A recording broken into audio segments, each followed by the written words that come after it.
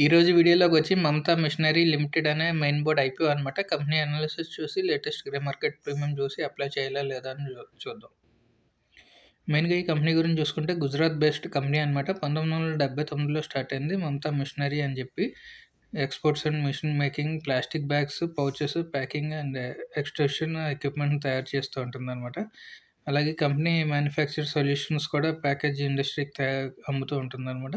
అలాగే ఈ కంపెనీ చూసుకుంటే ఎఫ్ఎంజీసీ ప్రొడక్ట్స్‌కి, బెవరేజెస్ ఇండస్ట్రీస్‌కి మెయిన్‌గా ప్యాకింగ్ చేసి అమ్ముతూ ఉంటుందనమాట. అందులో చూసుకుంటే బాలాజీ వేఫర్స్ ప్రైవేట్ లిమిటెడ్ అని, దాస్ పాలిమర్స్ ప్రైవేట్ లిమిటెడ్ అని, జెఫ్లెక్సీ ప్యాకేజింగ్ ప్రైవేట్ లిమిటెడ్ అని ఇవన్నిటికి ప్యాకింగ్స్ అవన్నీ సప్లై చేస్తూ ఉంటుందనమాట. అలాగే వి3 పాలీప్లాస్ట్ ప్రైవేట్ లిమిటెడ్ చాలా ఉన్నాయన్నమాట. అలా కంపెనీస్ అన్నీ చూసుకుంటే. అలాగే ఓవరాల్‌గా చూసుకుంటే 75 కంట్రీస్‌లో ఎక్స్‌పోర్ట్ చేస్తూ ఉంటుంది మిషన్స్ అన్నీని. అలాగే ఈ కంపెనీ వచ్చి ఇంటర్నేషనల్ ఆఫీసెస్ కూడా ఉన్నాయి. Barrett downtown and Florida and Montgomery అని చెప్పి చాలా యూరోపియన్, సౌత్ ఆఫ్రికా, ఏషియా కంపెనీల్లో కూడా ఈ కంపెనీకి ఆఫీసెస్ ఉన్నాయన్నమాట. అలాగే ఈ కంపెనీ చూసుకుంటే 2 మిషనరీ ప్లాంట్స్ కూడా ఉన్నాయి. ఒకటి యూఎస్ఏలోను, ఒకటి ఇండియాలో మ్యానుఫ్యాక్చరింగ్ తయారు చేస్తూ ఉంటారు. అలాగే రెవెన్యూ పరంగా చూసుకుంటే మనకి 63.4% వచ్చి బ్యాగ్ అండ్ పౌచెస్ ద్వారా వస్తుంది రెవెన్యూ. అలాగే 4.31% వచ్చి ఎక్స్ట్రూషన్ బ్లోన్ ఫిలిం ద్వారా వస్తుంది రెవెన్యూ. అలాగే 14.77% ప్యాకేజింగ్ ద్వారా వస్తుంది. అలాగే 13.34% వచ్చి మనకి అటాచ్మెంట్ అండ్ స్పేర్స్ అవన్నీ అమ్మడం ద్వారా వస్తూ ఉంటుంది రెవెన్యూ. అలాగే 3.2% మనకి వచ్చి ఏఎంసీ అనమాట. యాన్యువల్ మెయింటెనెన్స్ కాస్ట్ ద్వారా ఈ కంపెనీకి రెవెన్యూ వస్తూ ఉంటుందన్నమాట. ఫైనాన్షియల్స్ చూసుకుంటే, అసెట్స్ చూసుకుంటే 2022లో 216 క్రోర్స్ అసెట్స్ ఉంటే 23 వచ్చేటప్పుడు 228 క్రోర్స్ అయిందనమాట. 24 వచ్చేటప్పుడు 237 క్రోర్స్ ఉంది. అలాగే జూన్ క్వార్టర్‌లో చూసుకునేటప్పటికి మనకి 241 క్రోర్స్ దాకా ఉందన్నమాట అసెట్. అలాగే రెవెన్యూ చూసుకుంటే 22లో 196 క్రోర్స్ ఉంటే 23 వచ్చేటప్పుడు 210 క్రోర్స్ ఉంది. అలాగే మార్చ్ 24లో చూసుకుంటే 241 క్రోర్స్ ఉందన్నమాట. రెవెన్యూ మళ్ళీ జూన్ క్వార్టర్‌లో చూసుకుంటే 29.19 ఉందన్నమాట. అలాగే ప్రాఫిట్ ఆఫ్టర్ ట్యాక్స్ చూసుకుంటే 22లో 21 క్రోర్స్ ఉంటే 23 వచ్చేటప్పటికి 22.51 క్రోర్స్ ఉంది. 24లో చూసుకుంటే 36 crores revenue profit after tax ఉందన్నమాట. అలాగే జూన్ క్వార్టర్‌లో చూసుకుంటే ఓన్లీ 22 లాక్సే ప్రాఫిట్ ఆఫ్టర్ ట్యాక్స్ వచ్చిందన్నమాట. అలాగే నెట్ వర్త్ అవి కూడా బాగానే ఉన్నాయి. బారోయింగ్స్ చూసుకుంటే 22లో వచ్చేటప్పటికి 21 క్రోర్స్ ఉంటే 23 వచ్చేటప్పటికి 18.63 క్రోర్స్ ఉంది. అలాగే 24లో చూసుకుంటే 11 క్రోర్స్‌కి వచ్చిందన్నమాట. జూన్ క్వార్టర్ అయ్యేటప్పటికి 4 క్రోర్స్ 34 లాక్స్ వరకు అప్ ఉందన్నమాట ఈ కంపెనీకి. ఎబిటా మార్జిన్ చూసుకుంటే 20% ఉంది. అలాగే ప్యాట్ మార్జిన్ చూసుకుంటే 15% ఉందన్నమాట. గ్రాస్ మార్జిన్ చూసుకుంటే 58% ఉందన్నమాట గ్రాస్ మార్జిన్. అలాగే కీ పెర్ఫార్మెన్స్ ఇండికేటర్స్ చూసుకుంటే ఆర్ఓసీ చూసుకుంటే 31.29% ఉంది. ఆర్ఓఈ చూసుకుంటే 27.76% ఉంది. డెత్ చూసుకుంటే 0.09 ఉందన్నమాట. రిటర్న్ ఆన్ నెట్ వర్త్ చూసుకుంటే 27.39 వాల్యూ ఉంది. ఈ కంపెనీకి ఆబ్జెక్టివ్ ఏంటంటే వాళ్ళు ఐపీఓ అనేది తెచ్చారంటే ప్యూర్లీ మనకి ఆఫర్ ఫర్ సేల్ అనమాట. అంటే ప్రమోటర్స్ వాళ్ళ షేర్‌ని సేల్ చేసి మార్కెట్ నుంచి ప్రాఫిట్ బుక్ చేసుకొని ఎగ్జిట్ అవ్వడానికి అనమాట. అలాగే ఈ కంపెనీ వచ్చి billion capital advisors private limited అన్న వాళ్ళు లీడ్ మేనేజర్ కింద ఉన్నారు. వెబ్‌సైట్‌లో మనకి link in time India private limited వెబ్‌సైట్‌లో మనకి అలాట్‌మెంట్ తెలుస్తుంది. అప్లై చేసిన వాళ్ళకి అలాట్ అయిందో లేదో. అలాగే ఈ కంపెనీ యొక్క పియర్ కాంపిటీటర్స్ చూసుకుంటే రాజో ఇండస్ట్రీస్ అని, విండ్సర్ మిషన్స్ అని, కబ్రా ఎక్స్‌పోజ్ జింక్ అని చెప్పి ఉన్నారనమాట. వాళ్ళు ఈపీఎస్ చూసుకుంటే మమతా చూసుకుంటే 14.65 ఉంటే రాజు వచ్చి 3.41 ఉంది.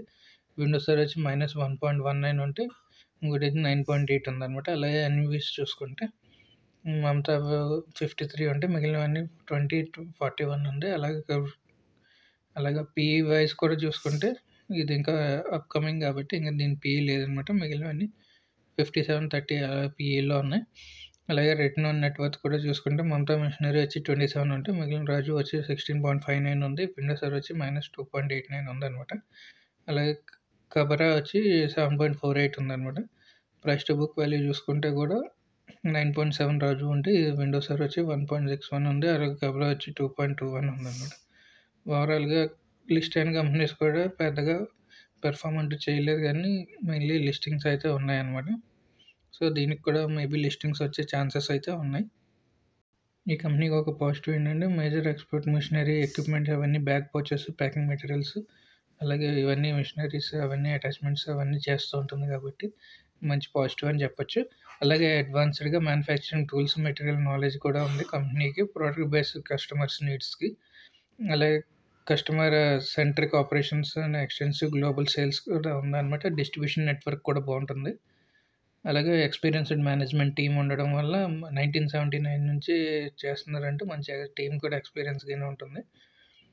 నెగెటివ్ పాయింట్స్ వచ్చి ప్యూర్‌లీ ఆఫర్ ఫర్ సేల్ అదొకటి మెయిన్ నెగెటివ్ పాయింట్. అలాగే కొంచెం జూన్ క్వార్టర్‌లో రిజల్ట్స్ చూసుకుంటే కొంచెం వీక్‌గా వచ్చాయన్నమాట. అదొకటి ఈ కంపెనీకి కొంచెం కన్సర్న్. మరి సెప్టెంబర్ క్వార్టర్ కూడా అయిపోయింది కాబట్టి ఆ క్వార్టర్ ఎందుకు రిజల్ట్స్ చూపించలేదన్నది కొంచెం కన్సర్న్‌గా ఉందన్నమాట.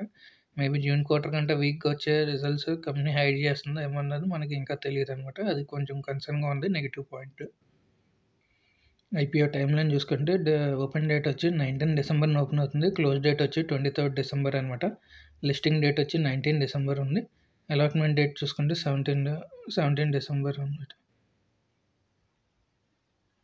ప్రైస్ బ్యాండ్ వచ్చి 230 నుంచి రూ. 243 పర్ షేర్ ఉంది. అలాగే లాట్ సైజ్ చూసుకుంటే మనకి 61 షేర్స్ ఉన్నాయి. టోటల్ సైజ్ వచ్చి 179 క్రోర్స్ అనమాట. ఆఫర్ ఫర్ సేల్ మొత్తం 149 క్రోర్స్. అలాగే ఫేస్ వాల్యూ గనుక చూసుకుంటే మనకి రూ. 10 పర్ షేర్ ఉంది. రిటైల్‌లో 61 షేర్స్ ఉంటాయి కాబట్టి దగ్గర దగ్గర మనకి 14,823 రూపీస్ కావాల్సొస్తుంది. వెబ్‌సైట్ చూసుకుంటే మనకి లింక్డ్ఇన్ టైమ్ వెబ్‌సైట్‌లో అలాట్‌మెంట్ తెలుస్తుందనమాట. లిస్టింగ్ వచ్చి 27 డిసెంబర్ అనమాట. అలాట్‌మెంట్ వచ్చి 24 డిసెంబర్ వస్తుంది. ఓవరాల్‌గా ఈ ఐపీఓ ద్వారా ఏంటంటే ప్రొడక్ట్స్ బాగున్నాయన్నమాట. వైడ్ రేంజ్‌గా ఉంది. అలాగే బ్రాండ్ నేమ్ కూడా ఉంది. మంచి ఎక్స్‌పీరియన్స్‌డ్ కూడా ఉన్నారు కాబట్టి మోర్ దెన్ 75 కంట్రీస్‌లో డిమాండ్ కూడా ఉంటుందన్నమాట.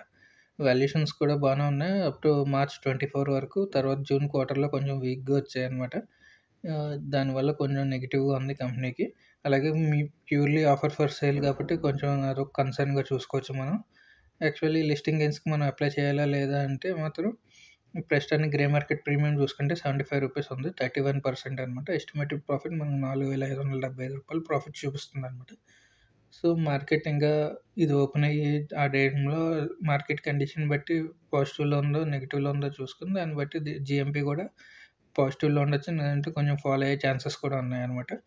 సో, మనం ఏం చేయాలంటే డే 1, డే 2లో ఇంకా జీఎంపీ ఎంత ఉందో చూసుకొని మేబీ 30, 40 రేంజ్‌లో కానీ గ్రే మార్కెట్ ప్రీమియం ఉంటే మనం అప్లై చేసుకుంటే లిస్టింగ్ గెయిన్స్ వస్తాయన్నమాట. లిస్టింగ్ గెయిన్స్ వచ్చిన వెంటనే ఎవరికైతే అలాట్ అవుతుందో లిస్ట్ అయిన వెంటనే దాన్ని ప్రాఫిట్ బుకింగ్ చేసుకొని ఎగ్జిట్ అయిపోవడం మంచిదన్నమాట. ఎందుకంటే ఈ కంపెనీ రెవెన్యూ గురించి దాని గురించి సెప్టెంబర్ క్వార్టర్ అవి బయట పెట్టలేదు కాబట్టి దాన్ని బట్టి మనం వీక్‌గా ఉంటే ఇంకా మేబీ ఫాల్ అయ్యే ఛాన్సెస్ కూడా ఉంటాయి కాబట్టి ఆహ్, అప్లై చేసినోళ్ళు మాత్రం డే 1లోనే ప్రాఫిట్ బుకింగ్ చేసుకొని ఎగ్జిట్ అయిపోతే మంచిదన్నమాట.